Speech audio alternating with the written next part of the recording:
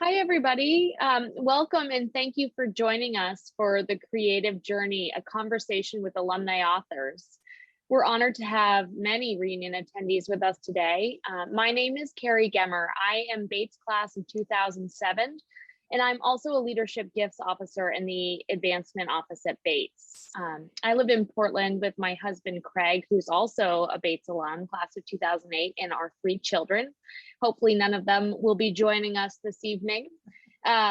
We are thrilled to be joined today by authors Christina Chiu, class of 91, Mary Morton Cowan, class of 61, Kate Spencer, class of 2001, and Claudia Turner, class of 76, all reunion year alumni, of course. And we have our moderator, Robert Strong, who's the director of National Fellowships at Bates and a lecturer in the English department. And I just have a few housekeeping items to report on before I turn the program over to Robert. So during this program, we ask that everyone remain muted unless you're asked to unmute in order to ask a question and participate. Just for background noise purposes, we want to make sure that we can hear our speakers as well as possible. I encourage everybody to also adjust their name in Zoom if they're willing and able, to include your full name in your Bates class year so that we can recognize some of our classmates here. In order to do that, you can hover over your own video box and you'll see 3 dots, the top right of your box. And if you click that and select rename, you should be able to rename yourself if you aren't already your full name. And if you'd prefer to view everyone, you can change your view so that your screen is in gallery view at the top right of the Zoom meeting tool. So we will also be recording today's session in case you would like to revisit this, or any alums who weren't able to attend can watch it at a later date. So feel free to share with your friends if they're sad to have missed this program. And we'll begin tonight with readings by each of our authors and followed by discussion. And then we'll move into question and answer from the audience participants. And Robert will help moderate that. So please feel free and welcome throughout the program to submit any questions for our panelists and authors within the chat function by typing them right in there. And then we will also call for questions towards the end of the event. And with that, I thank you so much for joining us tonight. I hope you enjoy this event. And now I will turn it over to you, Robert. Thank you, Cary. Hi, everybody. I'm Robert Strong, Director of National Fellowships and a lecturer in English here at Bates College. It's really an honor to join this reunion event, a celebration of your fellow alumni writers. Just in the pre-chat here, I've already heard a lot of great stories about Bates from across the decade, so I'm excited to listen to hear the readings and learn some more about this great institution that I feel lucky to work at. As Director of National Fellowships with all of you alumni in front of me, I would be remiss not to point out that Fulbright funds creative writing fellowships. And they fund fellowships for pretty much anything that folks out there might do. I'm here and I still work for you.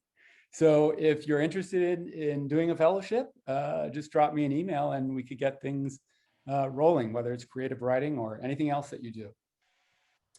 We've got a lot of great things to hear tonight and talk about. So let's dive right in with Mary Morton Cowan, who has been writing for young readers for 30 years, primarily nonfiction. A Maine native, she majored in English at Bates, but also focused on music, singing with the Merry Manders and studying organ. Her most recent book is Cyrus Field's Big Dream, the daring effort to lay the first transatlantic telegraph cable. And I've already heard a little bit about Mary's own transatlantic voyages while on study abroad. Fantastic. I can say that this book is a stunning tale of what human beings can accomplish in the harshest conditions and environments possible. Her 2 biographies and a history of logging have earned multiple awards, both in Maine and nationally. Nearly 100 of her articles, stories, and activities have been published in children's magazines. Also a playwright, Mary has published 2 plays in the Reader's Theater book series for elementary readers. Mary has long been involved in child development and education. She has worked with children and teens and youth organizations and has written curriculum for youth leaders. She's a member of the Society of Children's Book Writers and the Illustrators of Maine Writers and Publishers Alliance. Please join me in welcoming Mary. Thank you, Robert. It's good to be with you. I'd like to read first from one of my biographies, Captain Mac, The Life of Donald Baxter MacMillan, Arctic Explorer. This first scene I'd like to read takes place during Mac's 1923 Schooner Bowdoin expedition. And the Schooner Bowdoin is that ship right there that he had built for Arctic exploration. And in this scene, he sledged to Ellesmere Island with his Inuit friend, Itukasuk, to photograph musk oxen. No one had ever taken movies of musk oxen, and Mac knew it could be tricky. Spotting a herd was not easy. Musk oxen's dark hair with dirty white spots on the shoulders makes them look like snow-covered rocks. Even Itukasuk could not spot them from a distance unless they moved. Taku, look! Itukasuk sighted a herd. Over there! Quickly, they tied most of their dogs to protruding rocks a distance away so they would not be mauled. Mac knew the musk oxen would huddle together and face outward. He eased in closer and closer. There he was, shooting pictures about 25 feet from the herd, when whoosh, one bull charged past me at least 30 feet, turned and looked me over, and rushed back, brushing the camera, Mac wrote. His hoofprint was 6 inches from the leg of the tripod. My first impulse was to slip out the 2 double lenses and beat it. On second thought, he stood still. And then from another Bowdoin expedition, this one in 1929, off the coast of Baffin Island. In a pelting rain, the Bowdoin lay at ice anchor, hooked to a low-lying berg near Frobisher Bay. Suddenly, the Bowdoin began to creak under tremendous strain. Captain Mac catapulted out of his bunk and up the companionway. Great heavens, he cried. He ordered everyone to hit the deck pronto, clothed and ready to abandon ship. A monstrous iceberg, black in the evening shadows, was bearing down on them. It created such a current, everything near it swirled around, including the schooner. Closer and closer the iceberg came. Captain Mac climbed the ratlins up to the ice barrel to have a better look, then slid down a halyard. Up and down he went every few minutes. The Bowdoin was caught between the low-lying berg and the encroaching mountain of ice. Would Mac's little ship be crushed to smithereens like so many he had read about? Silently, Mac paced the deck. Suddenly he yelled, hard a port. Then seconds later, starboard, hard. Mac kept ordering back and forth maneuvers, screaming to be heard above the roaring wind and the rumbling berg. He was desperately trying to keep a little open water in hopes the schooner would not get squashed. Slowly, the monster berg floated by. The little ship squeaked as ice pressed against wood. No one spoke. When the iceberg finally floated past, everyone, including Captain Mac, breathed a sigh of relief. And I'd like to read a scene here from Cyrus Field's Big Dream. This is the one about the daring effort to lay the first transatlantic telegraph cable. And this takes place in 1858. And at that time, there was no ship big enough to carry the 2,000 miles of cable needed to cross the ocean, so they had 2. The US had a ship Niagara, and the British had a ship Agamemnon. And the fleet left England, and they were hoping to rendezvous in mid-ocean, and the 2 ships would splice the cable together to make one continuous one, and then the Niagara would head for Newfoundland and the Agamemnon for Ireland. Cyrus, on board the Niagara, felt confident, but the mood of the crew was tense. Everyone knew from last year's failure that a split second of trouble could ruin the entire mission. The day was warm and sunny, the sea a brilliant blue. On the third day, a breeze came up, but soon the sky blackened, the barometer plummeted, and the sea turned a cold steel gray. A fierce storm churned up. Day after day, the ships were tossed around by the violent sea. Niagara's timbers creaked as she rolled in the waves.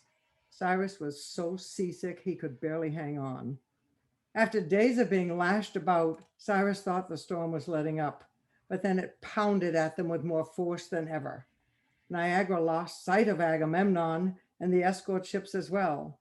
The ship was blown more than 30 miles north of where it was supposed to be. Cyrus was shocked when he saw an upside-down lifeboat float by. This was his worst fear. And then one more in 1865, and by now Cyrus had been trying to lay the cable for 10 years. Now there was a huge ship, the Great Eastern, had become available and could hold all the cable. So the fleet headed from Ireland to Newfoundland. If there was trouble with the cable, someone was assigned to bang the gong, and the captain would stop the ship. Things went smoothly for a while, but all the men feared they would hear the gong at any moment. Sometimes they hardly dared to breathe, and some of them were panicked by the ghost. The sailors claimed it was real and alive. Lying on their bunks, they found it almost impossible to sleep at night. They heard moaning and groaning, and something kept scratching on the iron walls of the hull. Legend had it that a riveter had fallen into the double hull while building the ship, and he'd been in there screaming ever since. One day when a faulty section of cable reeled out over the stern, the officer in charge ordered the cable to be brought forward to cut the bad section out. A strong wind picked up. The captain couldn't hold the ship still, and the cable chafed against the hull. As the pickup machine reeled the damaged cable onto the deck, the tension became so great it snapped. Look out! The cable slid across the deck before the men could grab it. It sank 2.5 miles into the sea. Cyrus's face turned an ashen white. Maybe there was a ghost on this ship, ruining their effort. Thank you.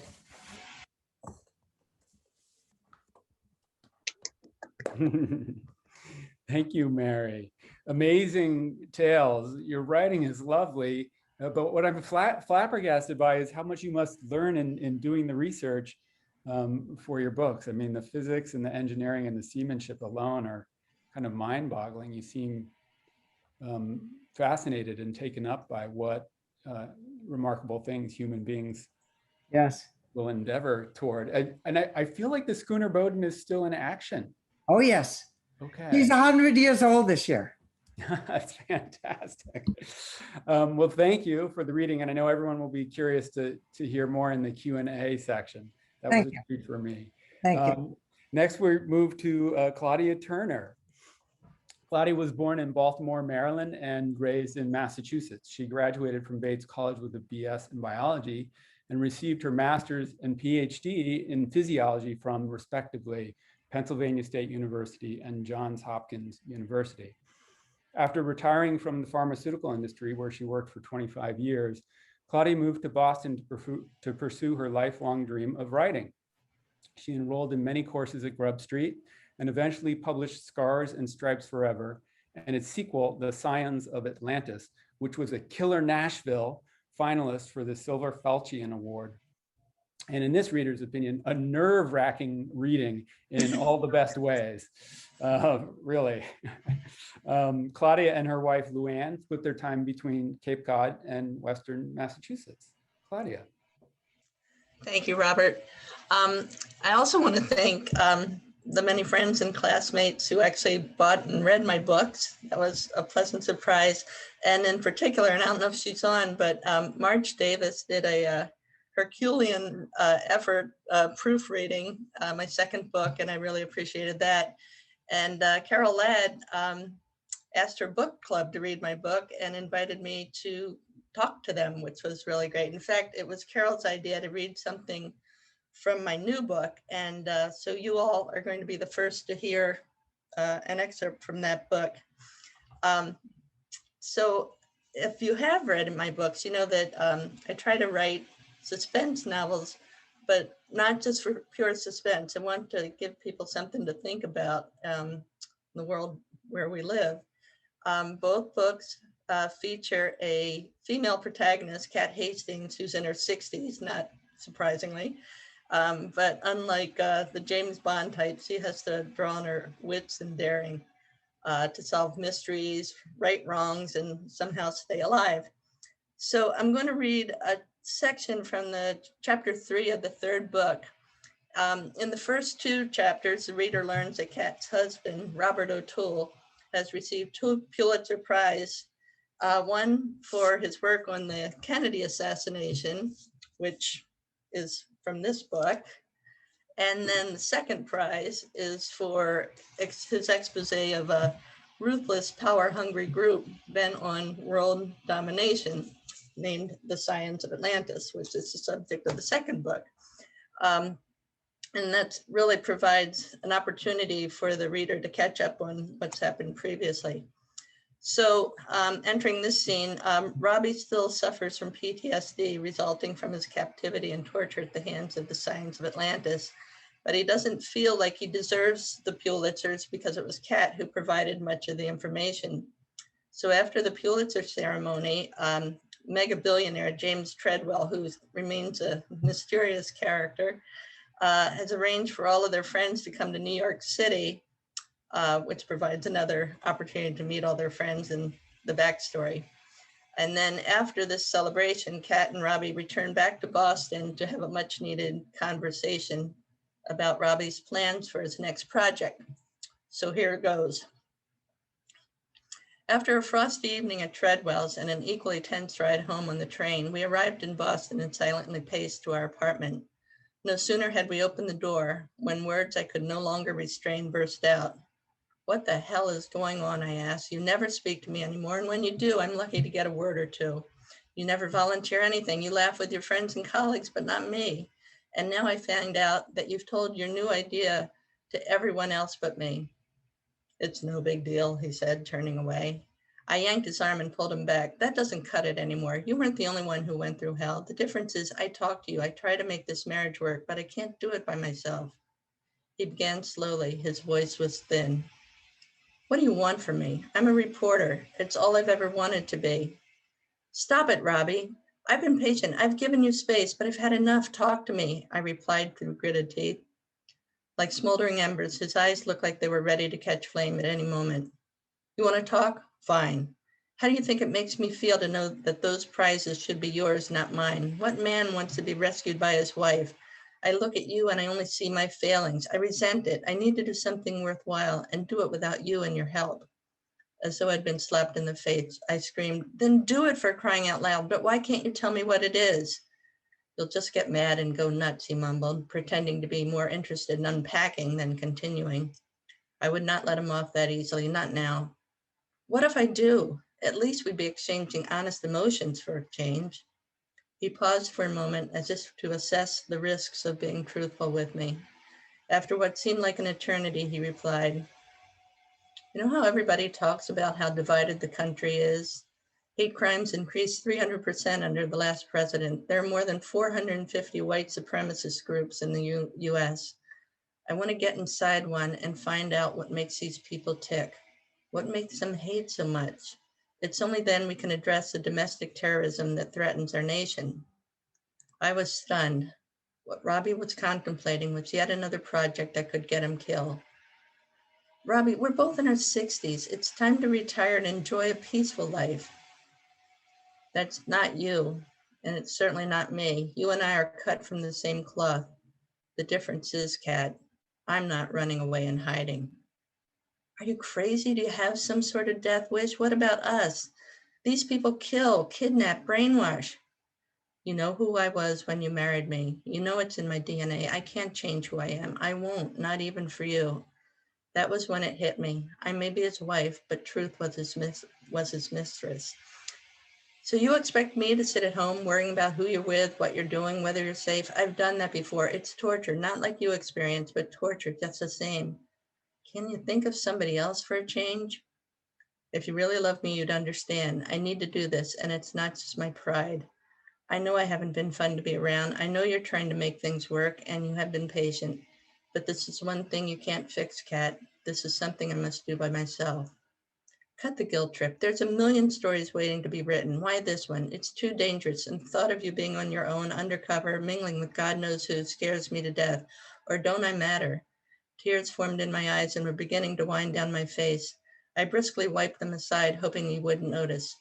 Taking me by the shoulders for the first time in months, he gently said, Kat, I love you, but even you must admit things between us can't continue the way they are. We're like two strangers, and it hurts knowing I'm to blame.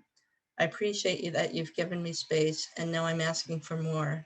I'm not ready to become irrelevant.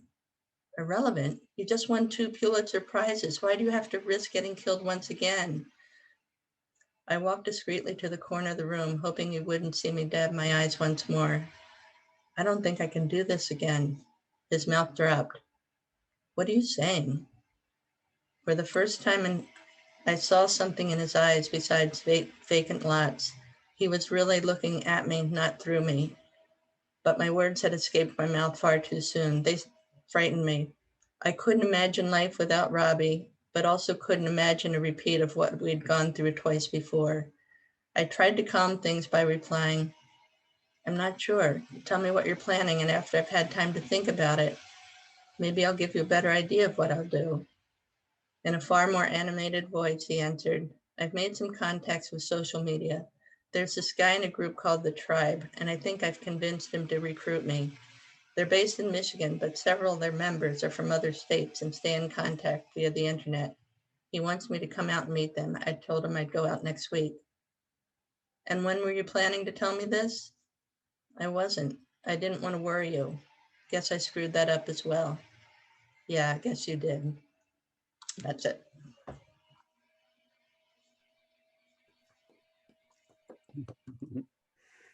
Well, thank you, Claudia. I was so excited to hear at the beginning that Robbie had won the Pulitzer because Scions of Atlantis was pretty tough for him, but it sounds like things are going to continue to be pretty tough. But I look forward to continuing with the characters and the stories. I guess if research comes up in the Q&A for you, maybe these are classified research methodologies. I'm not sure. Oh no, it's not classified. How you know about these things, but I do love how you keep the present political moment sort of right behind the scenes of all these adventures without it overtaking the adventures, but informing everything that we're all wading through in the current moment. It's a feat to pull that off. So thank you. Thank you. We'll move to Christina. We have Christina Chlu, that is the winner of the James Allen McPherson Award for her novel Beauty, which was selected as a Kirkus Best Books of 2020. She is also author of Troublemaker and Other Saints, published by G.P. Putnam Sons. Troublemaker was a nominee for the Stephen Crane First Fiction Award and winner of the Asian American Literary Award. Christina hosts the virtual Let's Talk Books author series and curates and co-hosts the Penn Parentis Literary Salon in New York City. She is a founding member of the Asian American Writers Workshop. She received her MFA in creative writing from Columbia University, and as an undergraduate at Bates, majored in East Asian studies focusing on religion and language. Chu is a shoe designer, which explains a lot about the amazing ability Beauty's narrator has to dazzle us with the lyricism of textiles and design aesthetic. Christina.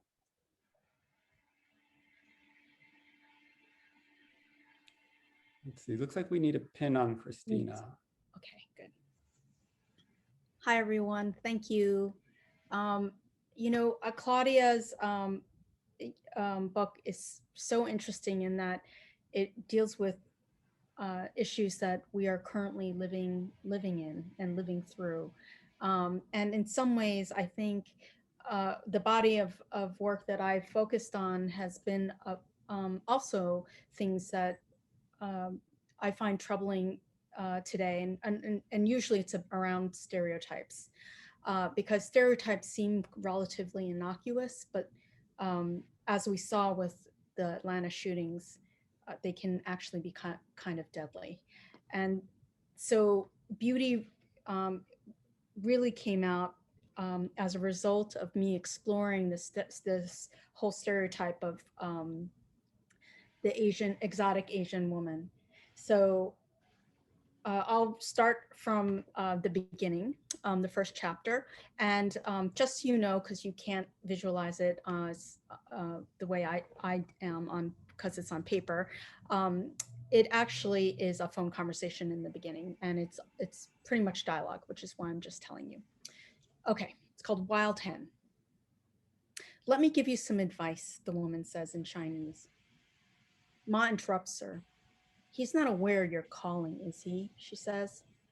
Phew, I think. It's one of Ma's friends. It's not cosine Kaza calling to say I've got a C going into algebra. Good old Georgie, my older sister, always got straight A's, even now in medical school. Ma's on the kitchen phone. I'm in a room directly above, about to hang up, when the woman says, Lao Tai. Oh my God, she's calling Ma old lady. I clamp a hand over the receiver. There's no need to get upset, the woman says. We're good friends, you and I. Ma humps. One should recognize when it's time to let things go, the woman says. I'm sure he wouldn't be too pleased when he finds out, Ma replies, her voice cooler than an ice pick. He's given you the best years of his life, the woman continues. He's old now. He deserves a few years of happiness. You mainland girls sure are bold, Ma says. Old lady, why don't you do us all a favor and release him, the woman says. My, Ma says, it's come to this, has it? She laughs, an ugly bite in her voice. A wild hen thinks she's taken over the coop. My jaw drops. I've never heard Ma use that term before. You old, useless. I'll tell you what, Ma says, cutting her off. You want him so badly? Go ahead and take him. Tell him I give you my permission. Ma hangs up. She doesn't even bang down the receiver. The woman, on the other hand, curses and slams down the phone. Shit, I think. Ma kicked her ass. Then Ma headed upstairs. Her slippers clap over the hallway floorboards, then go silent as she climbs the carpeted steps. I race back to my room. My bed is covered with tests and quizzes. I hop into the eye at the center, switch off the TV, then hide the channel changer beneath the pillows behind me. Ma bangs into my room. She's about to yell, but she sees me studying and her voice catches. Her head cocked to the side as if she's listening to the air. She sweeps her hand over the TV and static dances across the screen. It must be warm. I'm studying, I say, panicking. She comes at me, whacks me across the face, my hair catching in her ring. Click, click, click. Ow! My eyes smart from the sting. I hold my cheek with one hand, rub my head with the other. I was taking a break, Ma. You want a break? I'll give you a break, she says. Uneven strands of hair, my hair, stick out from her diamond. Hatred rings in my ears. I hate her. Where's Daddy, I say. I want Daddy. Ma startles. She stumbles back, retreats from my room to hers, and shuts herself inside. It's quiet. Too quiet. He deserves a few years of happiness, that woman said. On the end table by my bed, there's a photo from the day I turned 5. I'm sitting on Dad's lap, blowing out cake candles. George is on one side of us, Ma's on the other. We're all smiling, or at least I thought we were. When I look more closely at Dad's face, I wonder if he's grimacing instead. Is he really that miserable? I want to call him and ask if all of this is true. It just can't be.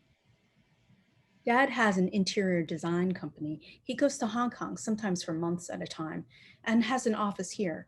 He needs to, doesn't he? I climb out of bed. The hallway has a hint of cigarette smoke. Officially, Ma quit a few years ago, but since she never smokes in front of me, we pretend it doesn't happen. I knock. When Ma doesn't answer, I peek inside. The blinds are drawn. She's in bed, chain-smoking Marlboro lights. the ashtray overflowing with ash and crushed filters.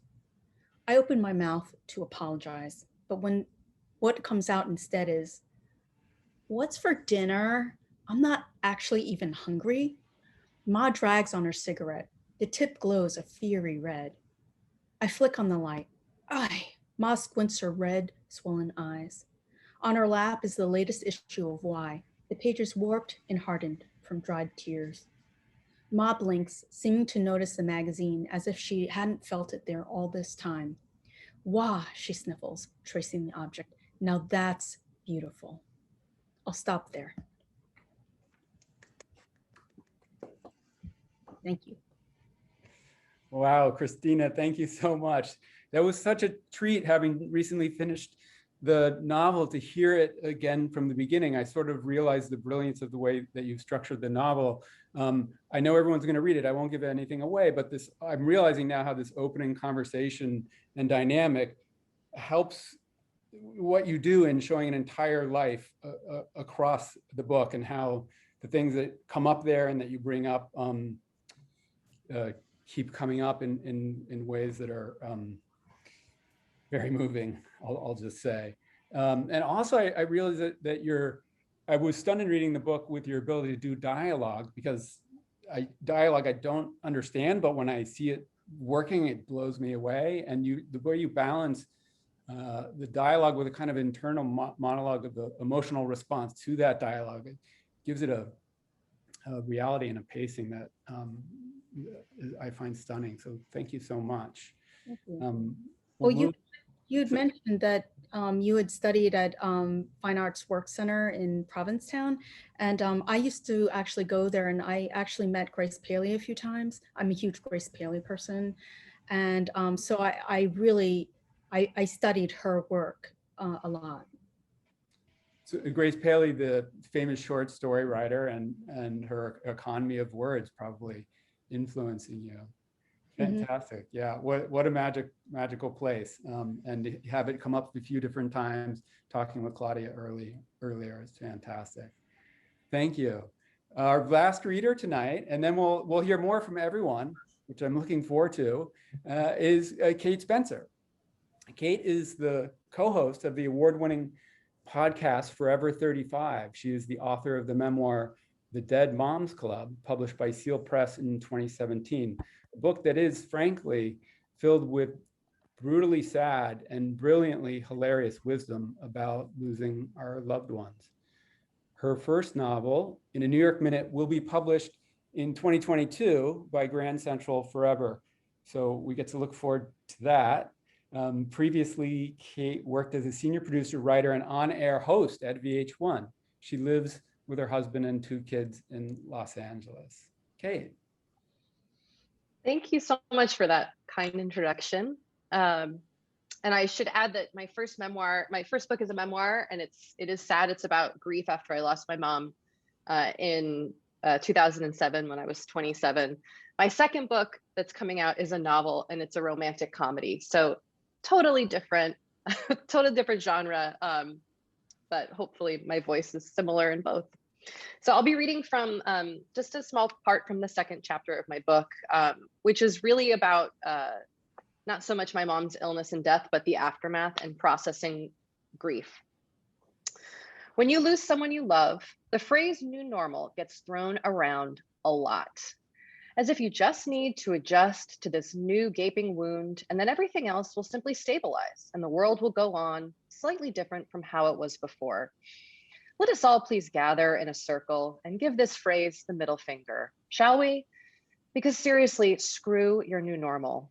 Our lives aren't something to be divvied up into neat before and after slices like pie.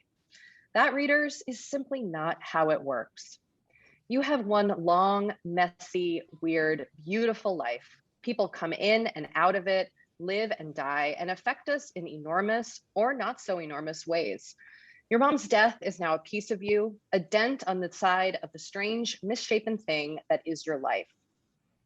I grew up spending summers with my extended family on a tiny lake in New Hampshire, which was as idyllic as it sounds because I am very lucky. My cousins and I hunted for salamanders with our bare hands and swung on hammocks for hours on end, sandwiched next to each other like graham crackers stacked neatly in their package. And each summer we'd wade into the water and build rock towers along the edge where the pine needle covered earth sinks into the cool, dark lake. And even now this tradition continues. And by the end of August, the small beach is full, stones on top of stones, balancing there as the seasons change around them until they eventually fall. I like to think of our lives this way. We start with one stone at the bottom and slowly build upwards, experiences and moments balancing precariously on top of each other, making up who we are. And when the elements knock the rocks over, we rebuild with the same pieces, but a new shape. We are different, misshapen, and unsteady, but still whole, still standing. Surviving your motherless world is not something you can take day by day or hour by hour. It is smaller, way more minuscule than that. It's like the world's smallest baby, taking the tiniest baby steps imaginable. You get through it breath by painful breath. It's literally that slow, that incremental. It feels like nothing is changing until suddenly it is.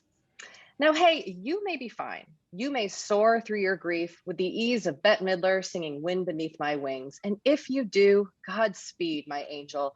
You have figured it all out and are a sentient being worthy of eternal adoration. But the rest of us will plod and stumble and flail. We will weep like no one's watching. We will numb ourselves with things that may or may not be healthy. Our grief will trap us like one of those escape the room games our coworkers swear will be fun. You will not know how you're going to make it through, and yet you will. You will. Because I say so, and I am a lady who wrote a book about grief, so I know things. Thank you.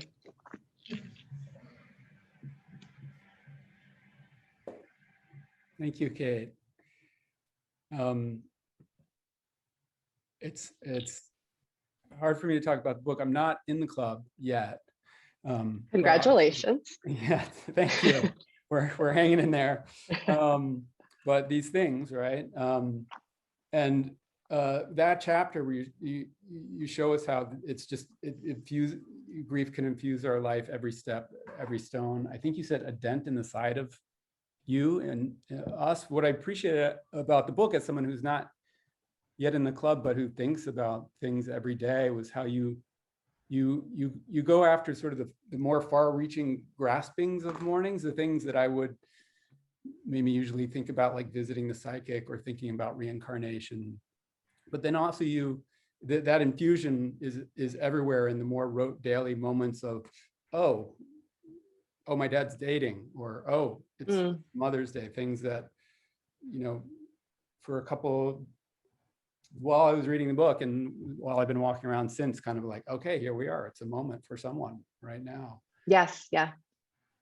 Yeah, especially right now, as we are experiencing such a collective sense of grief and loss, I think due to COVID-19. I mean, there's a larger kind of universal experience, and then just kind of remembering that there's someone being touched by loss at every moment, and grief is so universal. And at least when I first really experienced it when my mom passed away, I was young and had never really, I just had not expected to go through that process in my 20s. And so to do so was very lonely. But what I've learned is in writing about it and talking to other people about it, talking to people who have read my book, is that it's such a universal experience. And the more we talk about it and kind of demystify it, the more I think it's not easier, but it becomes less isolating.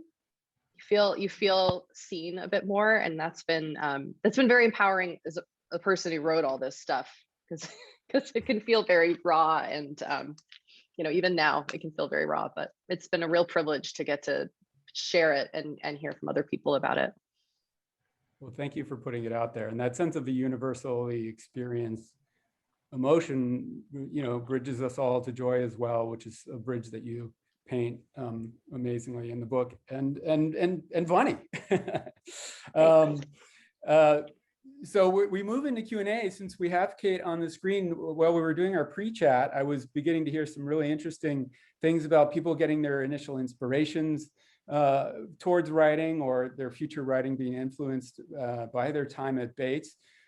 John Strong's Buddhist class got mentioned more than once. Transatlantic voyages on the Zerbe tour, Mary, I think it was. Yes, Her yeah. college class came up. So let's put it to the group. Anyone who could share with your fellow alumni how writing started for you at Bates or you realized later. If I may, I'm Steve Hotchkiss. My first class was a John Tagliabue in 1956. And he damn near drove me out of Bates because I damn near flunked the course. He spoke with a heavy Italian accent and stood on the chair. I see Mary laughing. He stood on a chair and he would recite from Dante's Inferno, and I'd say, what the hell am I doing here?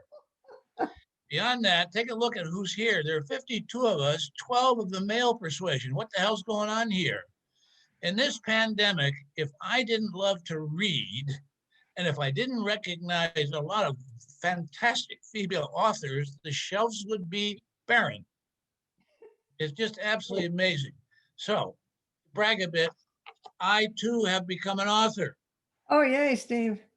And I've written a book called Essentials of Macroeconomics with Moral Dilemma Commentary.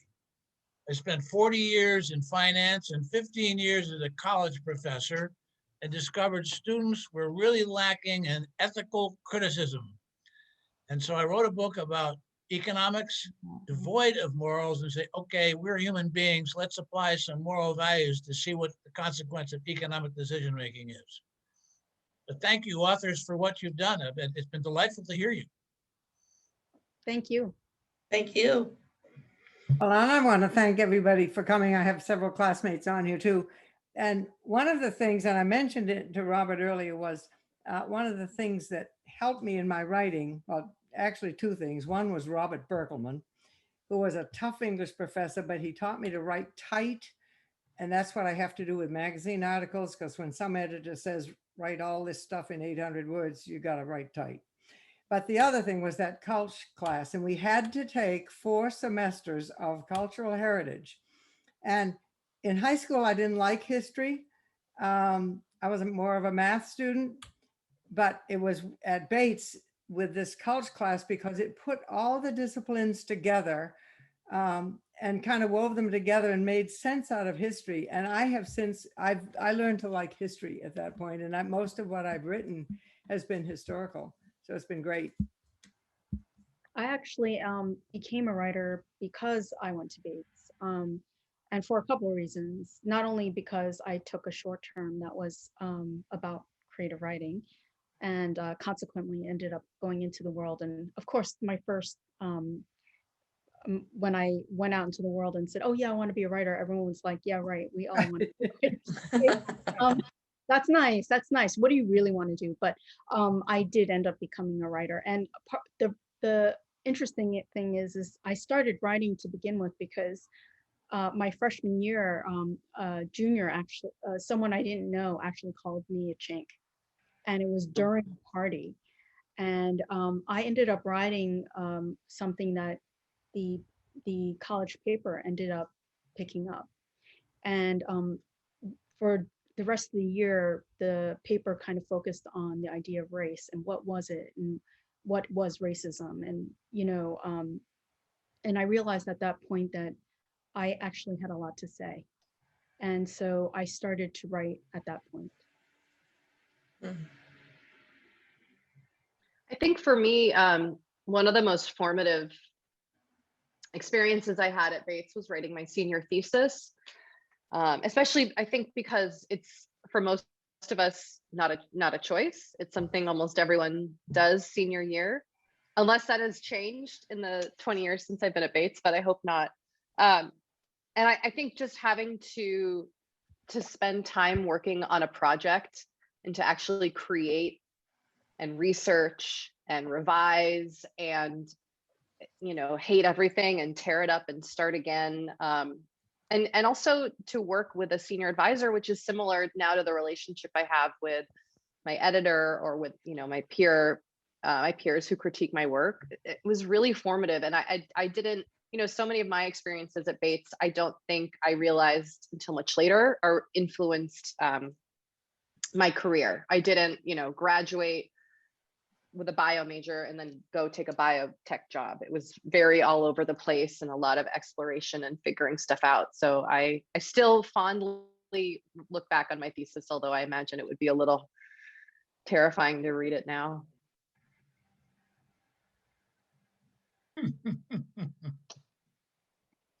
Well, I'm monitoring the chat, everyone. So if you have a question, put it up or speak up. We've got a nice group here, so we can just hear you as well.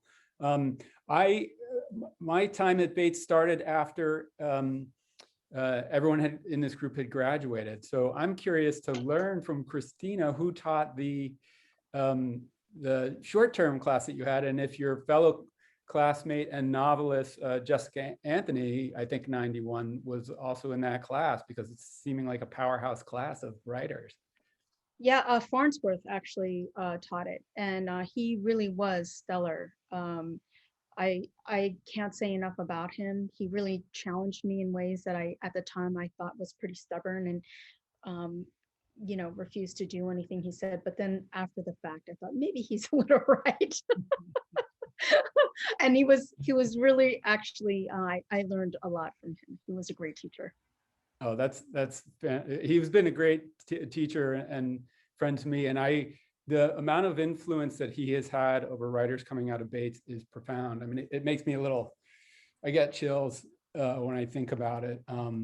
This is Rob Farnsworth, everyone, who also was the husband to Georgia Nigro from the psychology department. So between those two amazing people, I think we probably had a lot of influence on the 50 people we have here. Let's see. I have a question here that's popped up from Ann Austin from the class of 76. I'd love to know more about the research the authors do to create their books. I suspect Claudia must do lots of background research, and I would add Mary, I think, as well. But as does Ann Austin right there, probably Mary as well. And I can feel the research in Christina's book around the fashion and design stuff. I mean, the expertise that you have there just comes through. So who wants to talk about writing and research a little bit? Yeah, research. I find research is one of the most exciting parts of the writing. I love doing the research.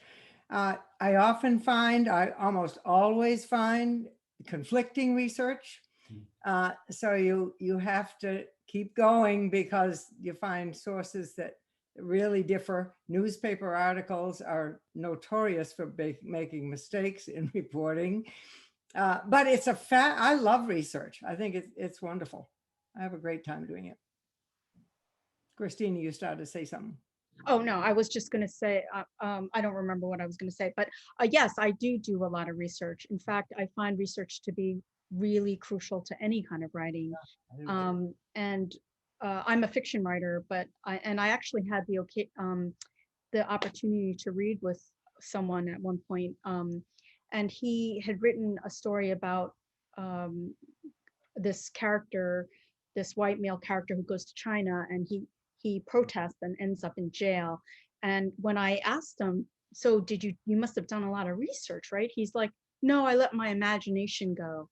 And I thought, I thought that was really interesting, because while every fiction writer really depends on their imagination, I just thought, ethically, for me, that just was so strange to me, because he didn't even know what it was actually like, and he was writing about it for an American audience. So it was just a little befuddling. But yes, so for me, when I write anything, I always research. So for instance, I was not a shoemaker before I started writing this book, and I wanted to actually understand why someone would spend a couple $1,000s on a pair of boots. That to me was a little bit, that's like rent, right, for a month. So to me, it was a little why would someone do that? So, but people do that, and they're very passionate about it. So I ended up taking a shoemaking class, and now I make shoes, and I make boots, and now I kind of do understand, because haute couture is something that is, it seems kind of lofty and out there, and and that's because it's a lot like visual art, right? When you think about visual art, like, why should a painting be, you know, $1,000 instead of $100, right? Like, it's because, high fashion's all about visual art for the body. You wear it, right? And so then I was like, wow. And every time I look at a shoe now, I'll look at the leather, and I'll look at the stitching, and I look at the way they've labeled it. I look at like everything. Whereas before it was like, well, boot's a boot. She's so on. You have to either go where the protagonist goes, or do, like she says, learn how to make shoes, actually physically doing stuff. And they tell us in children's lit, you can't, even if it's fiction, you can't have a kid zip up his jacket before zippers were invented. So you have to do the research, but actually physically going where they are. And I use my camera a lot when I travel, that helps research too. Great fun, I think. Claudia, weren't you going to say something? Yeah, true confessions, I did not do much writing at Bates, but like Mary, we had a certain bunch of humanity courses that we had to take, and John Cole was a fan of the field hockey team, so I took his course thinking that maybe he would cut me some slack, and found out that I really enjoyed it. And I ended up taking, I think, 2 or 3 more courses with him. But one of his, the first one I took was Greek culture as a basis for Western civilization. And of course, we read the Iliad and the Odyssey and a few other books. And I think it was really the first time I had an appreciation for storytelling. And so then I became a reader, really, I read kids' books and stuff growing up and whatever was assigned in elementary school and high school. But that's when I really became a reader.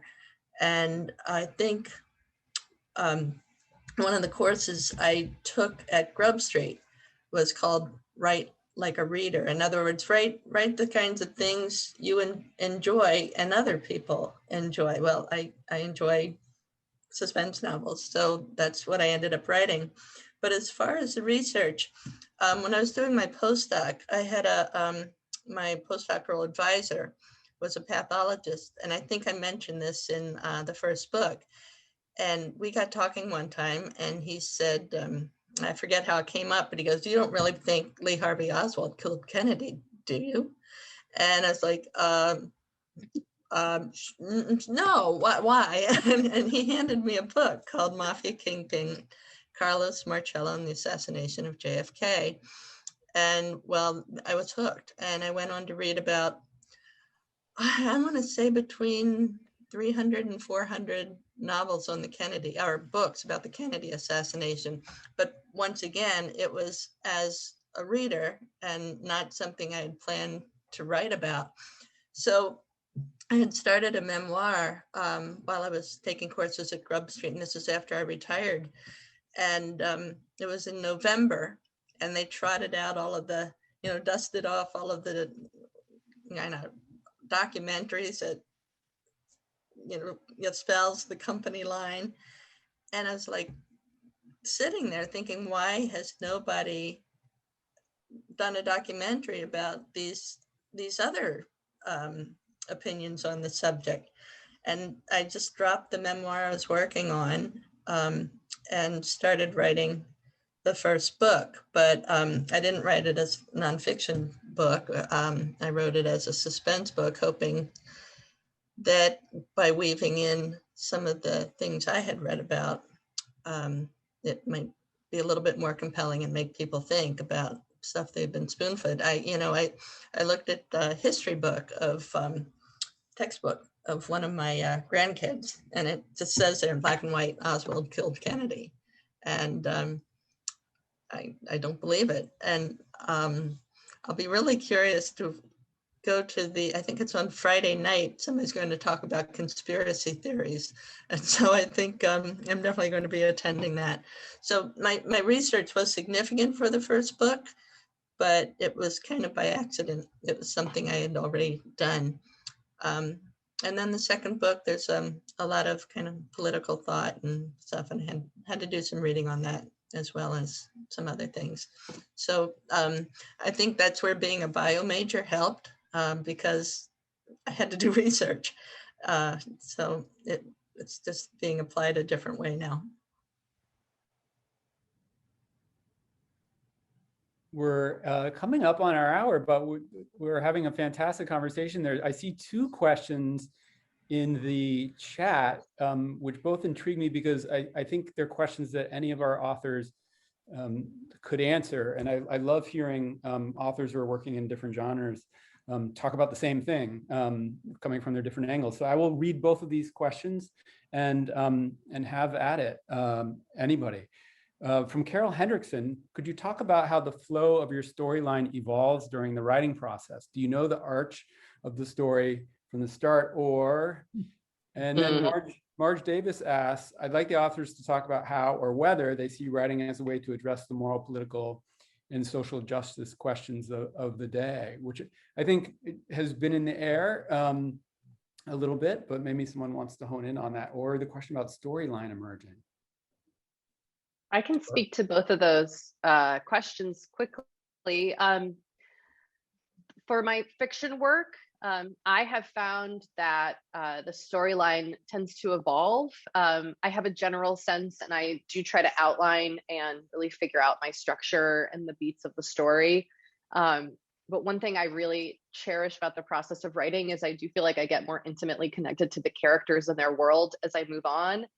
And you start to really, like, you'll make a choice and you're like, oh, this person would never do that. Like, obviously, like they become very real to me. And so I think getting to know them through drafting helps kind of determine the story arc. And in terms of addressing or seeing writing as a way to address the moral, political, and social justice questions of the day, I would say in the work that I do, a big yes. I'm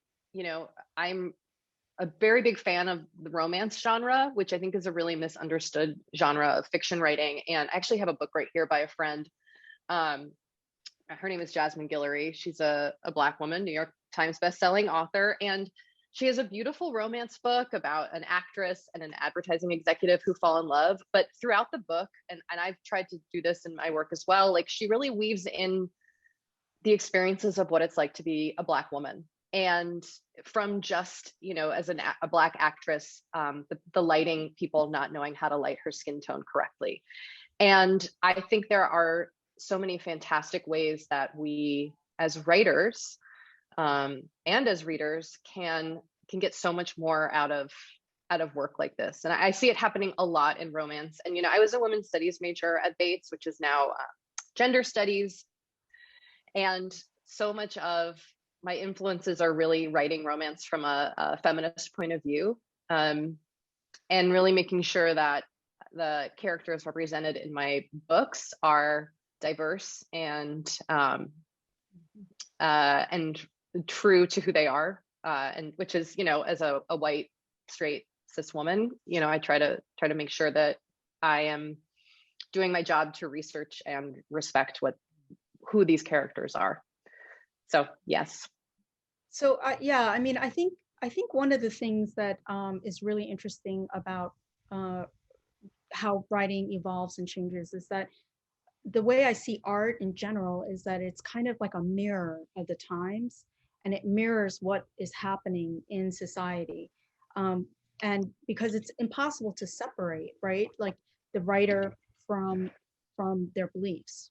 And so for me, like there are all these intersections, right? Of being Asian, being a woman, being, having, children, like all these different intersections end up in your work. I mean, I'm also working on a memoir, and it has to do with healthcare, but it's because of my child. So it's like you end up writing about the things that are important to you. And I think when authors, like the collective effect of that is that you get like a chorus of what's actually happening in this period of time, right? So I think that in terms of flow and storyline, for me anyway, when it comes to fiction, I can't know the ending because then it would ruin the book for me, because it's such a long process to write a book that for me, so much of what makes it fun is the surprises, and hearing like a conversation or an argument, or and getting it onto the page, right? So if I already have an idea of the ending, I might have a general idea, but no, not really. I just sort of write my way there based on the character. So it can be a long and tedious process, but it's always worth it in the end. So yeah, I think I've said that enough.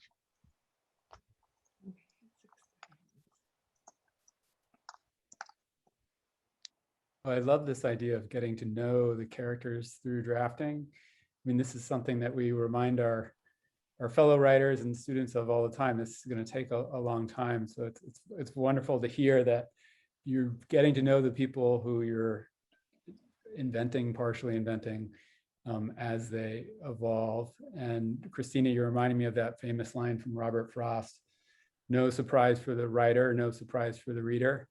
And there it is, writing like a reader. If you know what's going to happen, it's not an interesting book for you to write. I'm mindful that we're at a little past 6:33, and we've addressed I think all the questions that are in the chat. And what a fantastic treat to have all of these readers and alumni here together.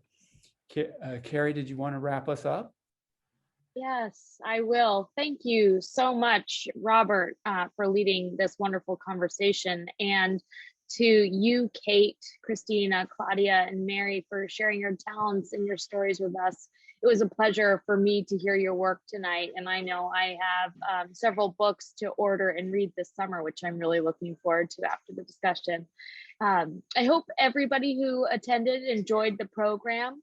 We encourage all guests who are participating in the virtual reunion programming to join other programs throughout this week. And information and events can be found on the reunion cadence schedule. So I know you've all already gone in there and signed up for this program, so you have a good understanding of how to do that. So thank you so much for taking time for Bates and joining this wonderful conversation. And to our authors, our alumni authors, thank you for sharing with us tonight. It's been great. Thank you.